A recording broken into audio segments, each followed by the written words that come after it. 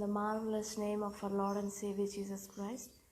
Today, in this precious morning, once again, we are gathering here in the grace of God to meditate His Word and to encourage our lives or to strengthen our lives and to check our lives. It's a blessed morning for us all to have His abundant grace in our lives, though we are not worthy. This morning we are going to meditate from Ephesians chapter 1 and verse 6.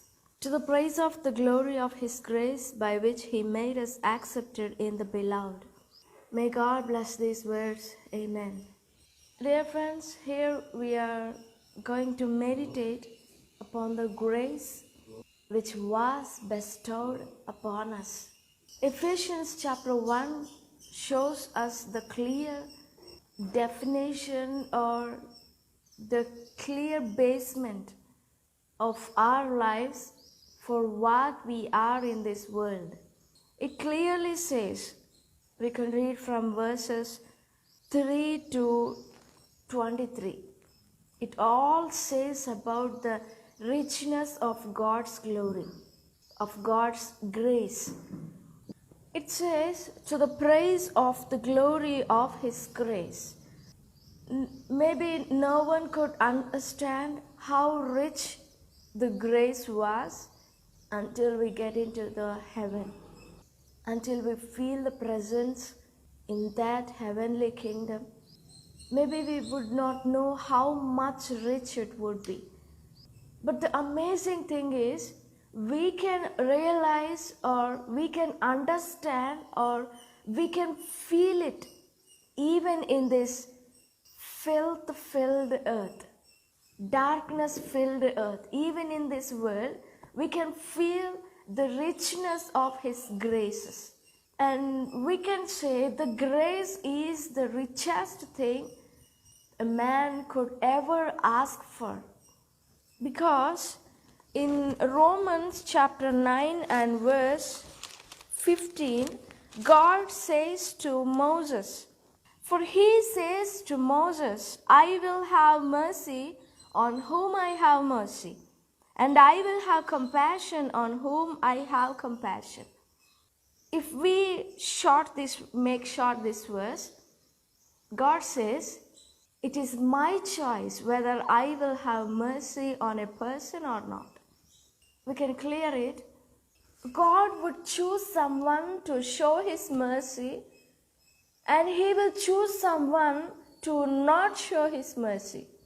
This verse, God is speaking to Moses, and He means so much. And in after verses 17 and 18 and 19, we can read about the King Pharaoh. Though he was a king and he has so much power in his hands, richest land, richest country, but he did not found the favor of God's grace in his life. So God says in verse 15, says to Moses, I will have mercy on whom I will have. It's my choice.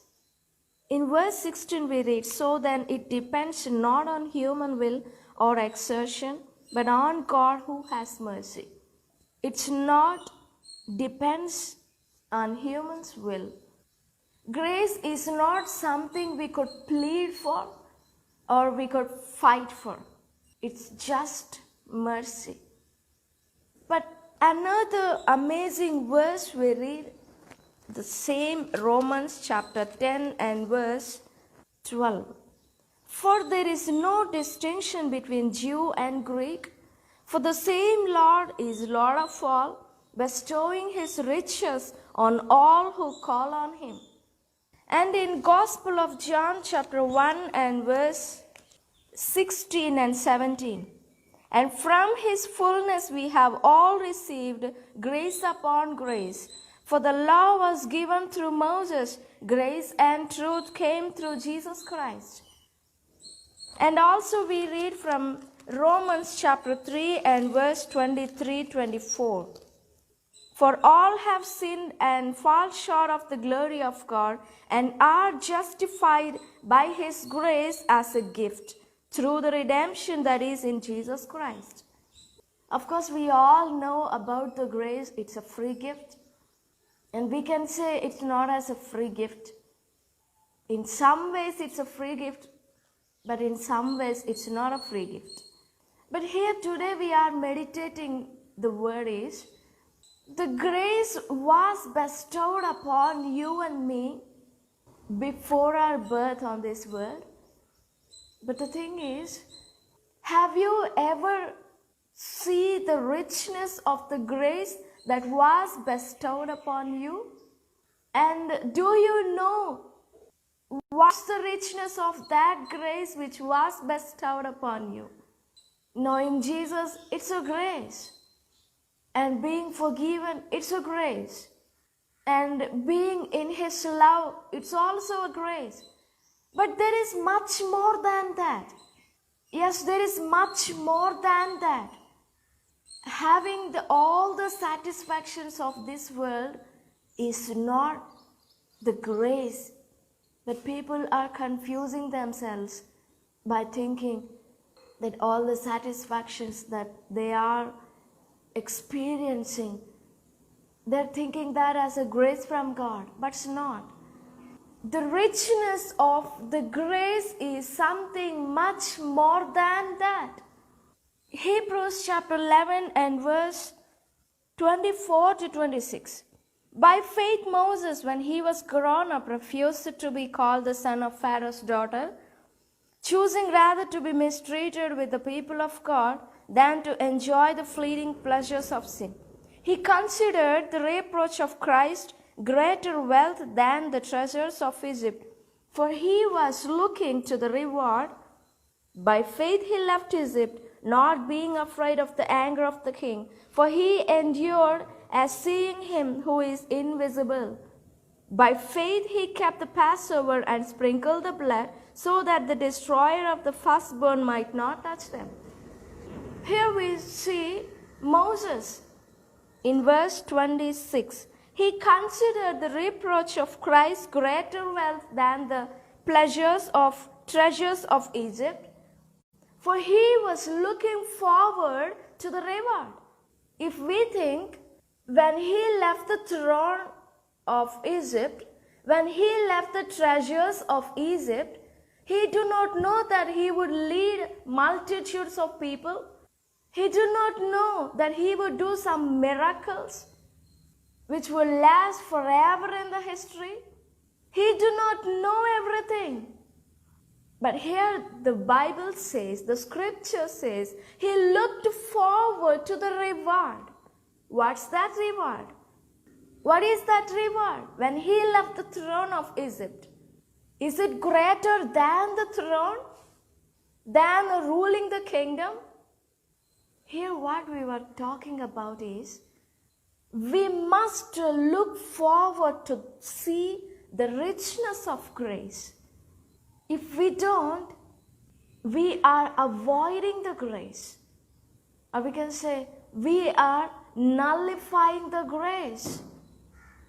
In Galatians chapter 2 and verse 21, Paul says, I do not nullify the grace of God. If we do not look forward to the richness of the graces that the Lord has bestowed upon us, even before our birth, we are avoiding it. We are nullifying it. In the Bible, many of the people whom God selected, chosen to show His mercy, to show His grace, even though they are unworthy, but by not understanding but by not realizing the value of the grace that has showered upon them, they lost it. For example, Adam and Eve. For a better example, King Saul, even the son of Isaac, the eldest one Esau. There are many people, many examples. They have avoided the grace in their lives. We may think, who would avoid the grace? But the truth is, we are avoiding it. We are nullifying it, not giving the perfect glory to the grace of God by looking forward to the richness. God accepted us because of His grace. But we are limiting ourselves, fixing ourselves to something. Yes, I know Jesus and I have been forgiven and I am cleansed. That's all. But the richness of God's grace speaks out. It's not. The richness of God's grace speaks out. There is something much more that we need to strive for, that we need to look forward to. King Saul have received the greatest grace in his life. In his first stages of his life when he became a king, he understood it. Even he confessed it. I am not worthy for your grace. I am the least in my family. And I am the least in my clan. He confessed it. He understood it. But later on, he came to avoid that. In the end, he lost it. God speaks about that stopped grace in Saul's life to David.